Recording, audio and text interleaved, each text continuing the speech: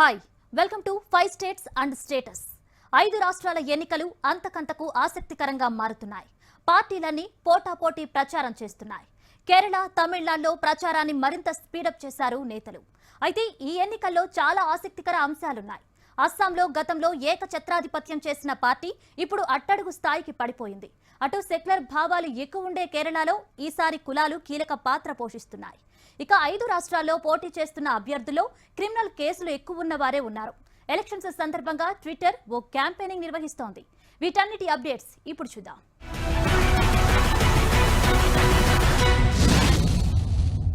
కేరళ అక్షరాస్యత ఎక్కువ ఉన్న రాష్ట్రం. అక్కడ అన్ని మతాల ప్రజలున్నా సెక్యులర్ భావాలు ఎక్కువ ఉన్న రాష్ట్రంగా పిలుస్తుంటారు. ఎన్నికల్లో మతాల ఓట్లు కీలకంగా మారుతుంటాయి. కొన్ని పార్టీలకు కొన్ని మతాల సాంప్రదాయ ఓటు బ్యాంకు ఉంటుంది. కానీ ప్రస్తుత అధికారంలో ఉన్న ఎల్డీఎఫ్ కు ఇప్పుడు కులాల ఓట్ల భయం పట్టుకుంది. ఏ సామాజిక వర్గం వాళ్లు తమకు అనుకూలంగా ఓటేస్తారో, ఎవరు వ్యతిరేకంగా ఓటేస్తారో తెలియక సతమతమవుతోంది.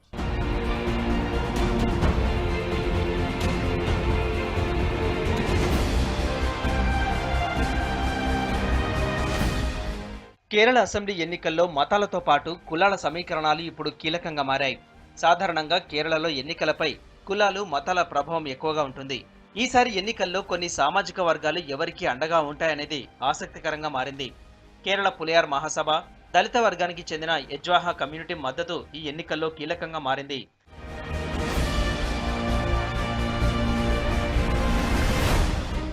ప్రస్తుత ఎన్నికల్లో కేరళ పులియార్ మహాసభ ఏ పార్టీకి మద్దతు ఇవ్వడం లేదని ప్రకటించింది.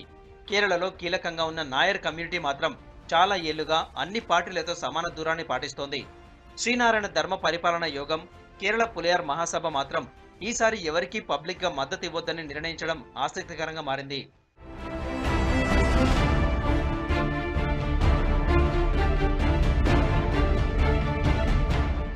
కేరళలో ఈడబ్ల్యూఎస్ రిజర్వేషన్ల అమలును నాయర్ సంఘం స్వాగతించింది. కానీ రిజర్వేషన్ల పరిధిలోకి వచ్చేది ఎవరనే దానిపైన ఇప్పటివరకు కేరళ సర్కారు తేల్చలేదు. దీనిపై వారు ఆగ్రహంగా ఉన్నారు. దీనికి తోడు కేరళలో గత కొన్నేళ్లుగా శబరిమల వివాదం నడుస్తోంది. ఆలయంలో ప్రాచీన సాంప్రదాయాలను కాపాడాలని నాయర్ వర్గం డిమాండ్ చేస్తోంది.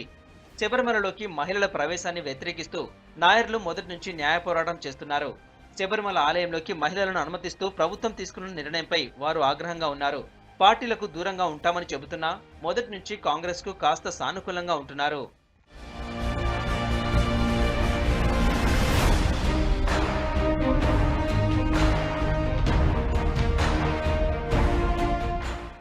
అయితే యజ్వాహా కమ్యూనిటీ మాత్రం సిపిఎం కు మద్దతిస్తోంది.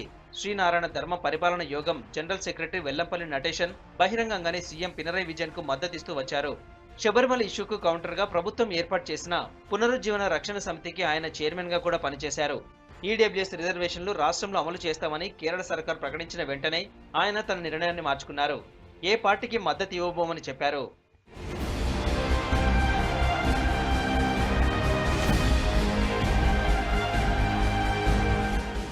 పులియార్ దళిత్ కమ్యూనిటీ కూడా ఈసారి ఎల్డీఎఫ్ కు దూరమైంది. ఈడబ్ల్యూఎస్ రిజర్వేషన్ల అమలుతో వారు కూడా కూటమికి దూరమయ్యారు. రిజర్వేషన్ల అమలు విషయాన్ని తేల్చేందుకు ఓ కమిటీ ఏర్పాటు చేయాలని పులియార్ సామాజిక వర్గ నేతలు ప్రభుత్వాన్ని కోరారు. కానీ ప్రభుత్వం దానిపై ఎలాంటి నిర్ణయం తీసుకోలేదు. దీంతో ఈసారి మద్దతు ఇవ్వబోమని చెప్పారు. శబరిమల ఇష్యూలో ముందు నుంచి వీరు ప్రభుత్వానికి మద్దతిస్తూ వచ్చారు. ఆలయంలోకి మహిళలకు ప్రవేశం కల్పించాల్సిందేనన్నారు.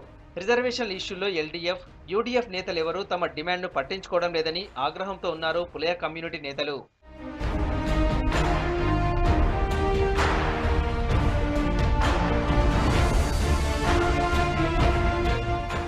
అన్ని సామాజిక వర్గాలు చాలా కాలంగా తమ ఓటు బ్యాంకుతో అస్తిత్వాన్ని కాపాడుకునే ప్రయత్నం చేస్తున్నాయి. కానీ ఈసారి నాయర్ సంఘం, యజ్వాహా కమ్యూనిటీ కాస్త డైలమాలో పడినట్టు తెలుస్తోంది. కేరళలో ఎన్నడూ లేనంతగా బీజేపీ జోరు పెరగడంతో కుల సంఘాల నేతలు కన్ఫ్యూజన్లోకి వెళ్లిపోయారని పొలిటికల్ ఎక్స్పర్ట్స్ చెబుతున్నారు. అయితే కేరళలో సెక్యులర్ భావజాలం ఎక్కువ. క్రిస్టియన్, ముస్లిం మైనారిటీ ఓటర్లు కూడా ఇక్కడ ఎక్కువగానే ఉన్నారు. అయితే దూకుడుగా వెళ్తున్న బీజేపీ లవ్ జిహాద్ పైన ఇక్కడ ప్రచారంలో మాట్లాడుతోంది. అయితే ఇది ఏ మేరకు వర్కౌట్ అవుతుందనేది ఇప్పుడు చర్చనీయాంశంగా మారింది.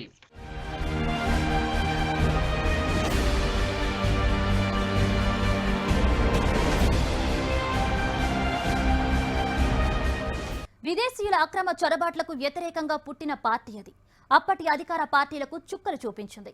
ప్రజలను తమ వైపు తిప్పుకుంది. వరుస ఎన్నికల్లో సత్తా చాటింది. దేశ రాజకీయ చరిత్రలో తనకంటూ కొన్ని పేజీలు క్రియేట్ చేసుకుంది. కానీ ఇప్పుడది క్రమంగా కుదేలవుతోంది. గత ప్రాభవాన్ని కోల్పోతోంది. అదే అస్సోం గణ పరిషత్. గతంలో అస్సాంలో బీజేపీకి లైఫ్ ఇచ్చిన ఈ పార్టీ ఇప్పుడు లైఫ్ లేకుండా పోతోంది. తీవ్ర క్లిష్ట పరిస్థితులను ఎదుర్కొంటోంది.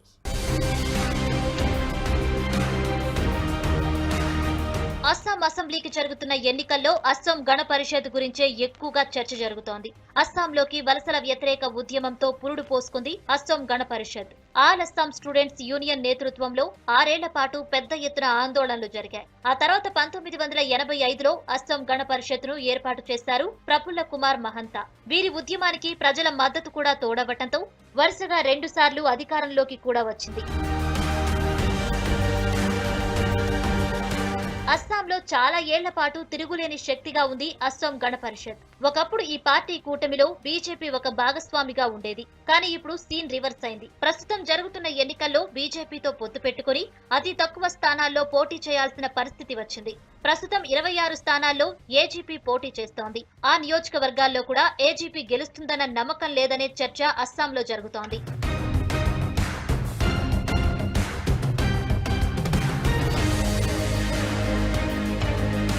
ప్రస్తుత అసెంబ్లీ ఎన్నికల్లో అస్సాం గణ పరిషత్ పరిస్థితి కష్టంగానే ఉందని చెప్పాలి. కనీసం కోరుకున్న సీట్ల నుంచి అభ్యర్థులకు టికెట్లు సాధించలేకపోయింది. సిట్టింగ్ స్థానాల్లో కూడా తమ అభ్యర్థులకు టికెట్లు రాబట్టుకోలేకపోయింది. సీట్ల పంపకాల్లో భాగంగా 5 సిట్టింగ్ స్థానాలను బీజేపీకి ఇచ్చేసింది అస్సాం గణ పరిషత్. బర్హంపూర్, కలాపూర్, లఖింపూర్, నాహర్ కమిటియా, పతచర్ కుచీలో ప్రస్తుత బీజేపీ అభ్యర్థులు పోటీ చేస్తున్నారు. గత ఎన్నికల్లో సరూపాతర్ నుంచి స్వల్ప తేడాతో ఓడిపోయింది ఏజీపీ. ఈసారి అక్కడ ఖచ్చితంగా గెలుస్తామని ధీమా వ్యక్తం చేసింది. కానీ ఇప్పుడు ఆ సీటు బీజేపీ ఖాతాలోకి వెళ్లిపోయింది. బర్హంపూర్లో 1991 నుంచి ప్రఫుల్ల కుమార్ 6 సార్లు గెలిచారు. కానీ ఆయనకు ఈసారి టికెట్టే ఇవ్వలేదు.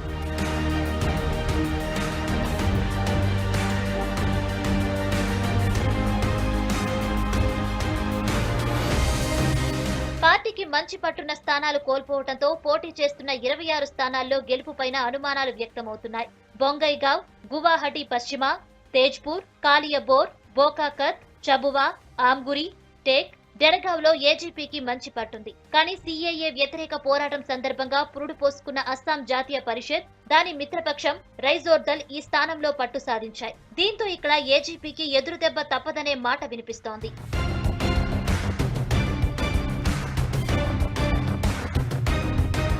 మరిన్ని స్థానాల్లో కాంగ్రెస్ నేతృత్వంలోని మహాజోత్ కూటమి బలంగా ఉంది. గత ఎన్నికల్లో విడివిడిగా పోటీ చేసిన కాంగ్రెస్, ఏఐయూడీఎఫ్ ఈసారి కలిసి పోటీ చేస్తున్నాయి. దీంతో వాటి బలం మరింత పెరిగిందనే చెప్పాలి. అల్గాపూర్, అభయపురి ఉత్తర, అభయపురి దక్షిణ, బర్పేట, సారుకేత్రి, బోకో, చైగావ్, దల్గావ్, జమునాముఖ్ స్థానాల్లో గత ఎన్నికల్లో ఏజీపీ అభ్యర్థులు పోటీ చేశారు. అవి ఇప్పుడు ఆ పార్టీకే దక్కాయి. అయితే వీటిలో ఒక్క చైగావ్ మినహా అన్ని స్థానాల్లో గత ఎన్నికల్లో కాంగ్రెస్, ఏఐయూడీఎఫ్ కు భారీగా ఓట్లొచ్చాయి. ఈ నియోజకవర్గాల్లో గత ఎన్నికల్లో 2 పార్టీలకు కలిపి 58% పైగా ఓట్లు నమోదు అయ్యాయి. ఈసారి కలిసి పోటీ చేస్తుండటం వల్ల అస్సాం గణ పరిషత్ ఓట్లకు మరింతగా కోత పడుతుందనే మాట వినిపిస్తోంది. ప్రస్తుతం ఏజీపీ పోటీ చేస్తున్న మన్కచర్, సెంగా, భవానీపూర్, కరీంగంజ్ దక్షిణ, రాహా, గోల్పారా పశ్చిమ, నవోబైచా నియోజకవర్గాల్లో ముస్లిం ఓటర్ల సంఖ్య ఎక్కువగా ఉంటుంది. దీంతో అక్కడ కూడా అస్సాం గణ పరిషత్కు ఎదురు దెబ్బలు తప్పవనే మాట వినిపిస్తోంది.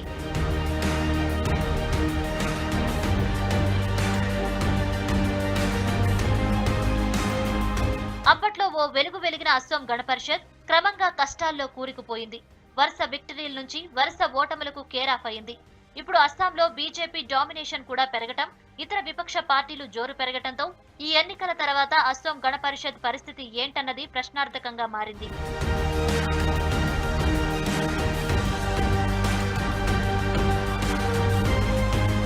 ఎన్నికలొచ్చిన ప్రతిసారి నేతల చిట్టాపత్తులన్నీ బయటకు వస్తాయి.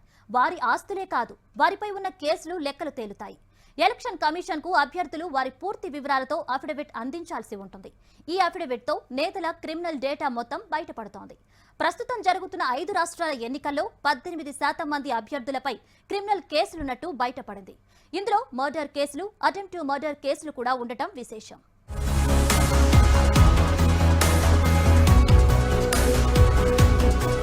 5 రాష్ట్రాలకు జరుగుతున్న ఎన్నికల్లో క్రిమినల్ కేసులున్న వారి సంఖ్య ఎక్కువగానే ఉంది. ఓవరాల్ గా చూస్తే 18% మందిపై క్రిమినల్ కేసులున్నట్టు వారి అఫిడవిట్ల ద్వారా వెల్లడైంది. ఎన్నికల హక్కుల సంస్థ అయిన అసోసియేషన్ ఫర్ డెమోక్రాటిక్ రిఫార్మ్స్ మొత్తం 6,792 అఫిడవిట్స్లు వస్తే అందులో 6,318 అఫిడవిట్స్ ని పరిశీలించింది. ఇందులో 1,157 మందిపై క్రిమినల్ కేసులున్నట్టు వెల్లడించింది. వీరిలో 632 మందిపై తీవ్రమైన క్రిమినల్ కేసులున్నట్టు తెలిపింది. తమిళనాడులో అత్యధికంగా 466 మంది, బెంగాల్లో 144 మంది, కేరళలో 355 మంది, అసోంలో 138 మంది, పుదుచ్చేరిలో 54 మంది అభ్యర్థులపై క్రిమినల్ కేసులున్నాయి.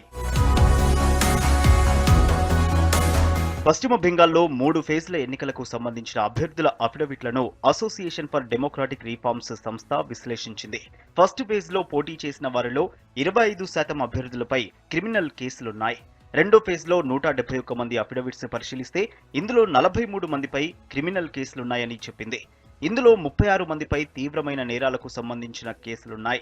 57% మంది బీజేపీ అభ్యర్థులు, 27% తృణమూల్ కాంగ్రెస్ అభ్యర్థులు, 47% సిపిఎం అభ్యర్థులు, 22% కాంగ్రెస్ అభ్యర్థులపై క్రిమినల్ కేసులున్నాయి. మూడో ఫేజ్ లో పోలింగ్ జరుగుతున్న నియోజకవర్గాల్లో 205 మంది అభ్యర్థులు పోటీలో ఉన్నారు. వీరిలో 53 మందిపై కేసులున్నాయి. బీజేపీకి చెందిన 19, సిపిఎం 8, కాంగ్రెస్ 3, 11 మంది తృణమూల్ కాంగ్రెస్ అభ్యర్థులపై క్రిమినల్ కేసులున్నాయి. తమిళనాడులో 3,998 మంది అభ్యర్థులు పోటీలో ఉండగా వీరిలో 3,559 మంది అఫిడవిట్స్ ని పరిశీలించింది ఏడీఆర్ సంస్థ. వీరిలో 466 మందిపై క్రిమినల్ కేసులున్నాయి.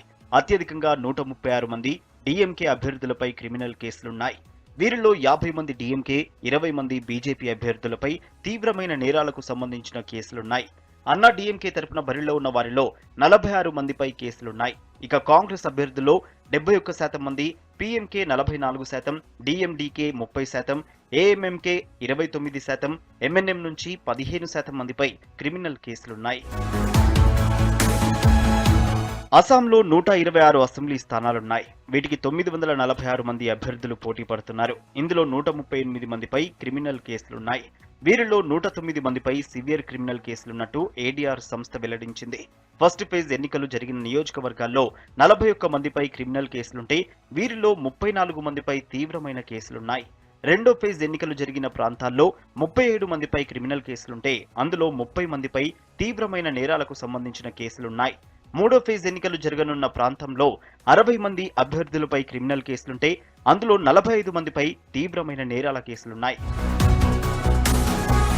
కేరళలో ప్రస్తుత ఎన్నికల్లో 140 స్థానాల్లో 957 మంది అభ్యర్థులు పోటీ పడుతున్నారు. 335 మంది అభ్యర్థులపై క్రిమినల్ కేసులున్నాయి. ప్రస్తుతం పోటీలో ఉన్న వారిలో కాంగ్రెస్ కు చెందిన 47, బీజేపీకి చెందిన 38 మందిపై క్రిమినల్ కేసులున్నాయి. సిపిఎం 19, ఐయుఎంఎల్ 6, సిపిఐ 2, బీఎస్పీ నుంచి 6 అభ్యర్థులపై కేసులున్నాయి. 75 నియోజకవర్గాలను రెడ్ అలర్ట్ నియోజకవర్గాలుగా ప్రకటించారు. బీజేపీ రాష్ట్ర అధ్యక్షుడు కె సురేంద్రన్ 2 నియోజకవర్గాల నుంచి పోటీ చేస్తున్నారు.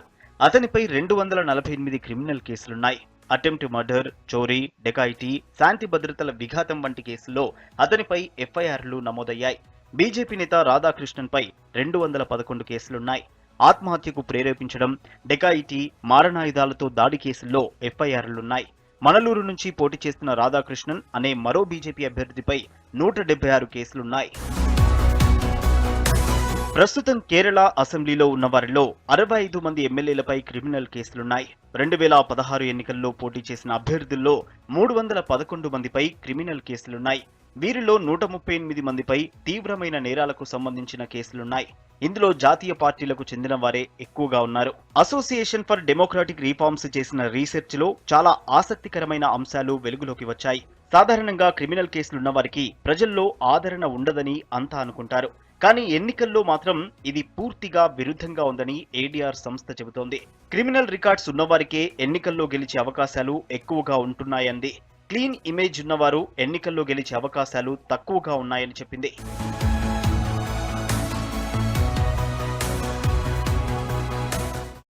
ఎన్నికల ప్రచారం అంటే కేవలం ప్రజల్లోకి వెళ్లి సభలు పెట్టడమే కాదు, సోషల్ మీడియాను ఎంత బలంగా వాడుకుంటున్నారనేది కూడా ఇప్పుడు కీలకంగా మారింది.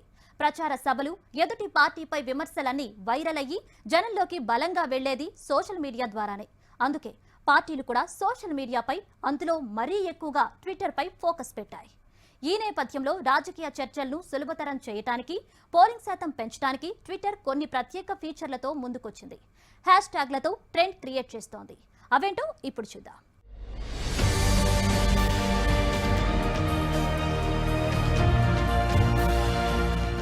రాజకీయ పార్టీలు ఎన్నికల ప్రచారానికి సోషల్ మీడియాను ఎక్కువగా వాడుతున్నాయి.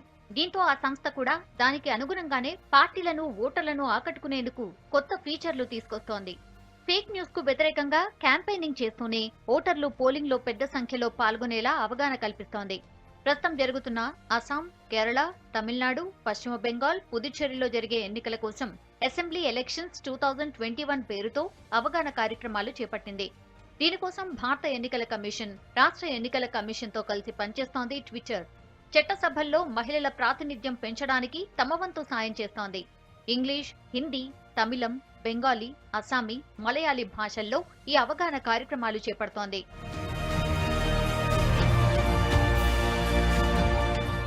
ఎన్నికలకు సంబంధించి అంశాలపై అవగాహన కల్పించేందుకు ట్విట్టర్ కేంద్ర రాష్ట్రాల ఎలక్షన్ కమిషన్లతో ఒప్పందం చేసుకుంది. ఎన్నికల్లో పోటీ చేసే అభ్యర్థుల జాబితా, ఓటింగ్ తేదీలు, పోలింగ్ బూత్ల వివరాలపై సేవలు ప్రారంభించింది. అలాగే ఈవీఎం ఓటర్ రిజిస్ట్రేషన్ కు సంబంధించిన సమాచారాన్ని తెలుసుకునేందుకు ఎలక్షన్ ఇన్ఫర్మేషన్ ప్రాంప్ట్ పేరుతో సేవలు మొదలుపెట్టింది. మొత్తం 6 భాషల్లో అందుబాటులోకి వచ్చింది. ఆ విభాగం మొత్తం 20కి పైగా హ్యాష్ ట్యాగ్లకు మద్దతు ఇస్తోంది. బెంగాలీ, తమిళం, మలయాళం, అస్సామీ, హిందీ, ఇంగ్లీష్ భాషల్లో ఎలక్షన్ ఇన్ఫర్మేషన్ ప్రాంప్ట్ యాక్టివ్ గా ఉంటోంది. ఎన్నికలకు సంబంధించిన డిస్కషన్స్ ను ప్రోత్సహించడానికి ట్విట్టర్ ఒక కస్టమ్ ఎమోజీని ప్రారంభించింది. ఓటు హక్కు వినియోగించుకున్న వ్యక్తులు వేలుకు వేసే సిరా గుర్తు ఎమోజీతో ఎన్నికలకు సంబంధించిన ట్వీట్లు చేయొచ్చు. ఈ ఎమోజీ చివరి దశ ఎన్నికలు పూర్తయ్యే వరకు అందుబాటులో ఉంటుంది. ఎమోజీని యాక్టివేట్ చేయడానికి ఇంగ్లీష్, హిందీ, బెంగాలీ, మలయాళం, అస్సామీ, తమిళంలో ట్వీట్ చేయొచ్చు. ఓటు ఎలా వేయాలి, ఎక్కడ వేయాలనే అంశాలపై తప్పుడు సమాచారం వ్యాపిస్తున్న నేపథ్యంలో ట్విట్టర్ కొన్ని ప్రీ బంక్స్ ను ప్రచురిస్తోంది. వీటి ద్వారా ప్రజలకు ఓటింగ్ పై పూర్తి స్థాయిలో అవగాహన కల్పిస్తోంది. ఇందుకు యూత్ కి Awaaz, association of democratic reforms వంటి పౌర స్వచ్ఛంద సంస్థలతో ఒప్పందం చేసుకుంది. ఈ సమాచారం కూడా 6 భాషల్లో అందుబాటులో ఉంటుంది. Twitter account home time line, search విభాగాల్లో వీటిని యాక్సెస్ చేయొచ్చు. ఓటు నమోదు నుంచి EVM, VVPAT, polling booth, postal ballot, ఎన్నికల్లో కోవిడ్-19 పరిమితులు వంటి సమాచారాన్ని ప్రజలకు తెలియజేస్తోంది. దీంతో పాటు నకిలీ వార్తలను నిరోధిస్తూ విశ్వసనీయమైన సమాచారాన్ని ప్రజలకు చేరవేసేందుకు డీబంకింగ్ సేవలపై ట్విట్టర్ దృష్టి పెట్టింది.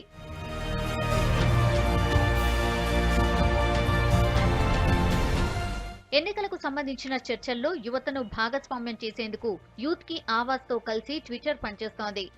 యువ ఓటర్లకు ఎలక్షన్ లిటరసీ, ఎన్నికల్లో పాల్గొనడంపై డెమోక్రసీ అడ్డా పేరుతో హ్యాష్ ట్యాగ్ క్రియేట్ చేసింది. 6 భాషల్లో యూత్ డిస్కషన్స్ నిర్వహిస్తోంది. లింగ సమానత్వం, ఉపాధి, విద్య, ఆరోగ్యం వంటి కీలక అంశాలపై మాట్లాడేందుకు యువత, పౌర హక్కుల సంఘాలు, ఎన్నికల్లో పాల్గొనే అభ్యర్థులతో ట్విట్టర్ లైవ్ వీడియో సెషన్లు, ట్వీట్ చాట్లను నిర్వహిస్తోంది.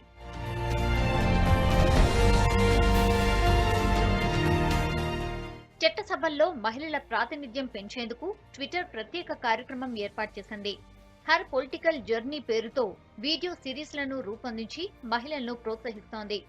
దేశ రాజకీయాల్లో మహిళలు ఎదుర్కొంటున్న సవాళ్లు, వారి విజయగాథలు, వ్యక్తిగత కథనాలను వీడియో సిరీస్ల ద్వారా ట్విట్టర్ వెలుగులోకి తీసుకొచ్చింది. ఈ వీడియోలు ఇంగ్లీష్, తమిళం, బెంగాలీ, మలయాళం, అస్సామీ భాషల్లో రికార్డ్ చేస్తున్నారు.